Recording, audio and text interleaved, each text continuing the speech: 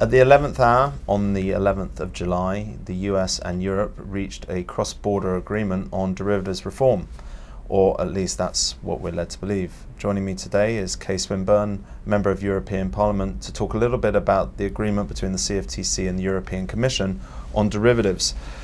Kay, is it all resolved finally, this extraterritorial debate, or are we not really in a place of resolution?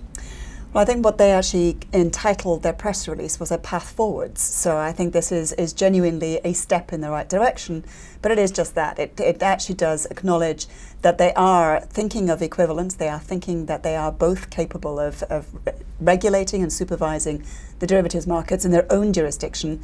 But what it doesn't do is actually go into the details. So there's a huge amount left to work out. It's very sad that they got to the night before the deadline when European firms would have been massively restricted in what they were able to do in order to even come forwards with this framework. But it is now there. I guess I should be grateful that it's on its way, but they really now need to conclude many of those details very, very quickly. Some of it is dependent upon where Europe gets to in terms of its rules and where it gets to in terms of MiFID, which is a much bigger dossier than EMIR. And if that gets done in time by next March, hopefully we'll be right on the path by next July time to actually get things working together. Okay, so to sum up, there's a recognition that a US bank with an operation in London will be regulated by the UK. European and US cross-border trade can continue as normal.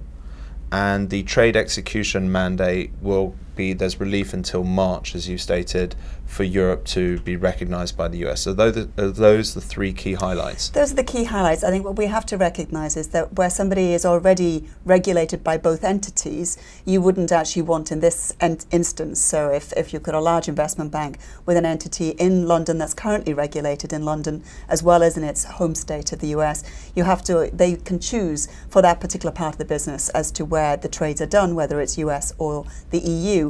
If it's done in the EU through their EU regulated entity, obviously there will be some joint regulation going on. But in principle, if you're actually a US firm operating in the US with a European client, you will actually be subject to your own rules and not to anybody else's, and vice versa from a European perspective. But what didn't get resolved was data. What's the deal there? There's a real issue when we've gone to trade repositories, for example, where everybody's agreed at G20 trade repositories are a really good idea and that you actually need to collect this data in a place where people can then, as supervisors, go and look at it, analyse it for systemic risk purposes. There needs to be cross-border agreement on access to that data. And I think there was a very general statement in the release put out last week that, of course, we need to work on how the data recognition of mutual data systems goes about. And in particular, things like data protection are very different in the European Union states to the US situation. So we have to make sure basic data protection rules are actually conformed to. That can be done, but it's actually a fairly major task. And in terms of data, what would be ideal in discussions I had this week with the CFTC, their request was that they would want open and free electronic access to all the repository data in Europe. Now, I suspect that that's not actually going to be forthcoming. I suspect it would be very much a case of the data that they are actually supposed to have access to, that has a US component to it, that they will have access to. But actually, free and open access is a huge ask, and I suspect that there are many legal hurdles before we'll be able to achieve that. Now, you mentioned that things went to the final hour and that was disappointing. Do you think that there are question marks about the ability of the respective agencies to be able to get through these issues? Even here in the US, obviously, we have bifurcation between the CFTC stance on extraterritorial application and the SEC's stance.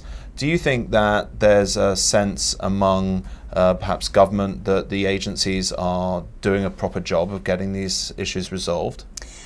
There's been a major sense of frustration in Europe over the role of the agencies, and recognising that they need to be independent and need to stay independent is one thing.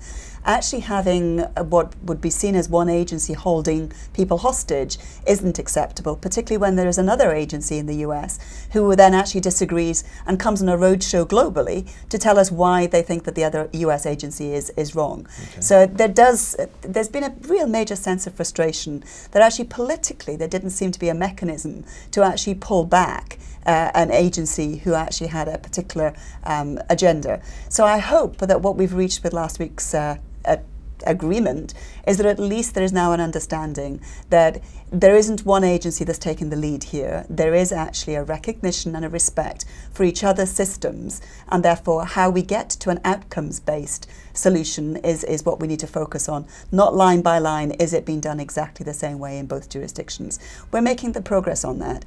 But we do also, I mean, it's not all plain sailing in Europe either. We also have had some issues that have come to light between the Commission and ESMA, and slightly different perspectives on the way that they've been interpreting the rules on equivalence for other countries outside of the US relationship. So I'm not saying that the European agencies have got this right either. So there is an issue here that the bigger picture needs to be looked at continuously on not just both sides of the Atlantic, but globally, because not everybody's going to have the same system, but not everybody needs the same system, provided that they're actually going towards the same objective and actually have a very similar outcome at the end. Is there an opportunity to raise it to a level above the agencies? You've been over here, I think, talking to some folks about a new cross-border trade agreement between the US and Europe. Do you want to tell us a little bit about that, and how, if financial services were included, that would resolve these issues because it would be dealt with by a different body of government?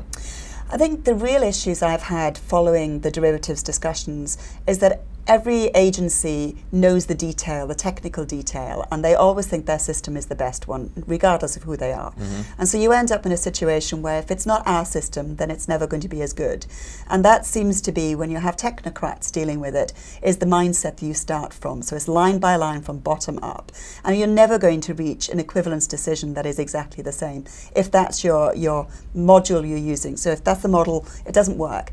Whereas if you're having a general agreement, so in what we're discussing at the moment is a trade and investor partnership agreement. So if you're actually looking at the general framework for this, effectively an EU-US free trade-like agreement coming out of the end. If we had financial services within that, so you would generally accept the financial services, we recognize each other's systems as being equivalent, and so we had that mutual respect through it, unless there were reasons why things should be accepted. That seems a better premise for us getting agreements and quicker agreement on individual pieces of legislation, so that you actually have an agreement that it is accepted, it is reciprocal, unless there are very good reasons and evidence to back up why it shouldn't be. Then the agency's power is also diminished, because they have to start from the principle of everything is equivalent unless you demonstrate otherwise.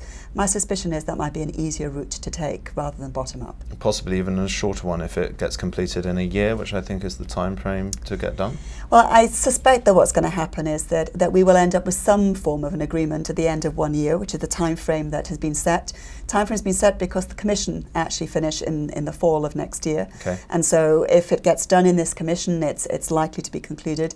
If it goes into the next Commission, it's always a very difficult thing to actually find out whether you can start the trade agreements from where you finished off the negotiating. So I'm hoping that we'll get something out. I don't think it will affect the derivatives piece of legislation, and nor should it. It shouldn't impact what's already been set in motion in terms of those will carry on as being the bilateral discussions that have been taking place. Nothing will be held up because of what is known as TTIP.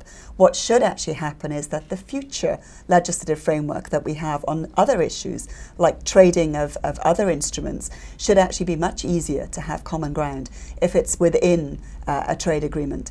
And after all, trade actually has to be underpinned by the financial markets, has to be underpinned by credit transfers.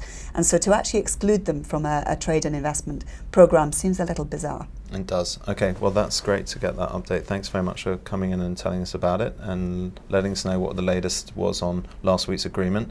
Putting the world to rights, as always. Joining me today, Kay Swinburne, Member of European Parliament, and my name's Will Rhode. I'm the Director of Fixed Income Research at TABB Group.